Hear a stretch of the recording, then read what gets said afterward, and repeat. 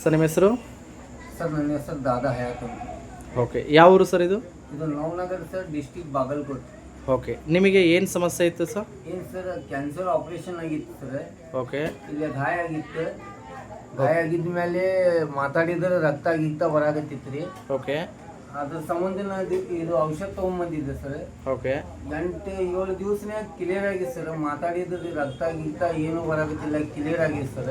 Okay, ಮೊದಲಿಗೆ ಎಷ್ಟು ಖರ್ಚು ಮಾಡಿದ್ರಿ ಹಾಸ್ಪಿಟ್ಲಿಗೆ? ಹಾಸ್ಪಿಟಲ್ಗೆ 4-4 ಲಕ್ಷ ರೂಪಾಯಿ ಖರ್ಚು ಮಾಡಿದ್ದೀನಿ ಸರ್. ಆಮೇಲೆ ಅವರು ರಿಲೇಷನ್ ಕಿಮೋ ಕೊಡ್ತೀನಿ ಅಂತ ಹೇಳಿದ್ರು. ನಾನು ಬ್ಯಾಡ್ ಅಂತ ಕೇಸಿ ಇದು ಔಷಧ ತೊಗೊಂಡಿನಿ.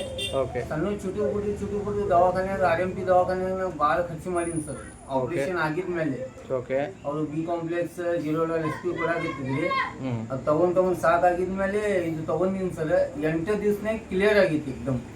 Very good, super. ಓಕೆನಾ, ಕಂಟಿನ್ಯೂ ಯೂಸ್ ಮಾಡಿ, ಇನ್ನೊಂದು 1 ತಿಂಗಳು ಯೂಸ್ ಮಾಡಿ, ಕ್ಲಿಯರ್ ಆಗುತ್ತೆ. ಓಕೆ. ಓಕೆ, ತುಂಬ ನಿಮಗೆ ಏನು ಅನ್ನಿಸ್ತಾ ಇದೆ? ಚೆನ್ನಾಗಿ ಅನ್ನಿಸ್ತಾ ಇದೆಯಾ? ಚೆನ್ನಾಗಿ ಅನ್ಸಾಗುತ್ತೆ ಸರ್. ಊಟ ಮಾಡ್ಲಿಕ್ಕತ್ತೀನಿ ಓಕೆ. ತುಂಬಿ ಓಕೆ. ಬ್ಯಾನ್ ಇಲ್ಲ, ಏನಿಲ್ಲ. ಮಾತಾಡಿದ್ರೆ ಬ್ಯಾನ್ ಆಗ್ತಿತ್ತು, ಈಗ ಏನಿಲ್ಲ, ಕ್ಲಿಯರ್ ಆಗಿತ್ತು ಸರ್. ಓಕೆ, ಇದನ್ನು ಓಕೆ. ಯಾವುದು ಡಾಕ್ಟರ್ ಉಮೇಶ್ ಸರ್ ಮತ್ತು ಗುರು ಸರ್ ಕೊಟ್ಟಿದ್ದಾರೆ? ಸರ್ ಕೊಟ್ಟಾರೆ sir. Yes, thank you sir.